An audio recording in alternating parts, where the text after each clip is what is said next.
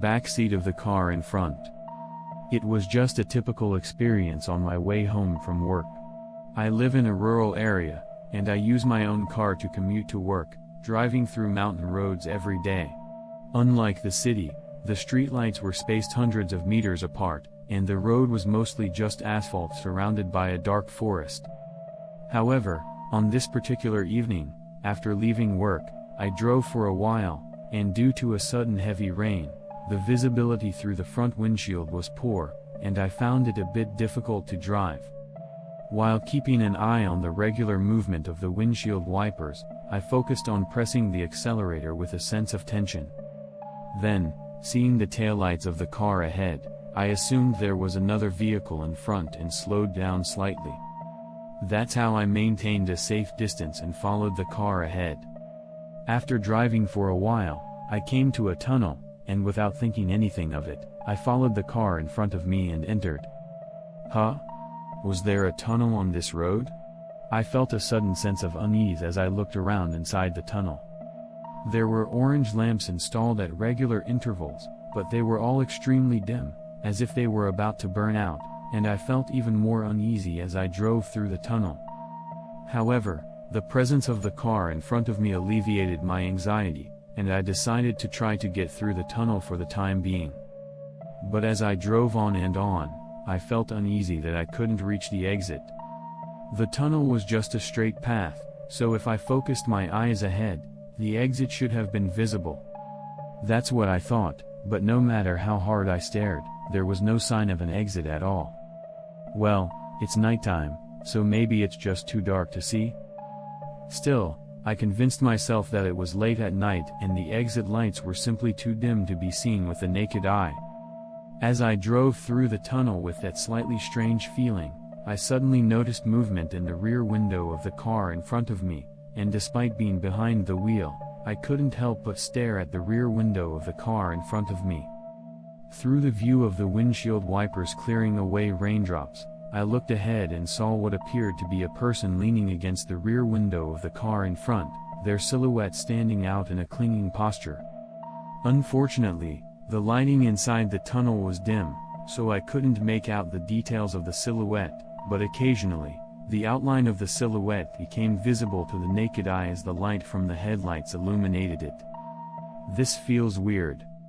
The silhouette seems to be facing the opposite direction of travel, which means it is looking at me, the car behind it. I can't help but feel uneasy about this, and it makes me feel uncomfortable. However, it's too dark to see each other's faces with the naked eye, and it will be even darker once we exit the tunnel, so I realize that worrying about it is pointless and continue driving without paying any attention to it. Bang! Bang! Bang! Then, mixed in with the sound of rain, I heard a loud noise like someone beating laundry. The sound continued for a while, and I strained my ears to determine where it was coming from, but since it seemed to be coming from all over the vehicle, I couldn't pinpoint the source. As I tried to locate the sound, I suddenly noticed that the car in front of me had stopped, and I instinctively slammed on the brakes. Even though I slammed on the brakes, it wasn't enough to cause the car to skid, and my body just leaned forward slightly. I immediately looked up and glared ahead with an angry expression, saying, "Why did you stop so suddenly? It's dangerous." But I immediately regretted it. Looking ahead, it was natural to see the rear window of the car in front, but there was a naked person about the height of a middle school student clinging to the rear window, with his mouth wide open. It was a bizarre sight, with almost the entire head filled with his wide-open mouth. As I stared in disbelief at this creature, which I could no longer be sure was human, it began to bang on the rear window. Just as I realized that this creature was the source of the noise, my car suddenly shook from the vibrations of banging sounds coming from my own vehicle. Ah! Ah! Ah! Then, a high-pitched scream like that of a monkey echoed, and as if on cue. Ah! Ah! Ah! Ah! Ah! Ah! Ah! Ah! Ah! Mysterious screams echoed from all directions, surrounding the vehicle. Unable to comprehend what was happening, I frantically scanned my surroundings.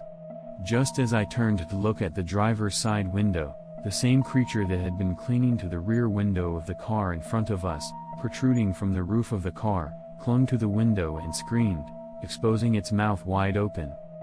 Ah! Ah! Ah! The only thing separating me from it was the window glass, barely a few centimeters thick. I stared at the wide-open mouth right in front of me, screamed, and then curled up in the car, holding my head. If this was a dream, I wished it would end quickly. I chose to stay still, not react, close my eyes, and cover my ears, waiting for them to leave.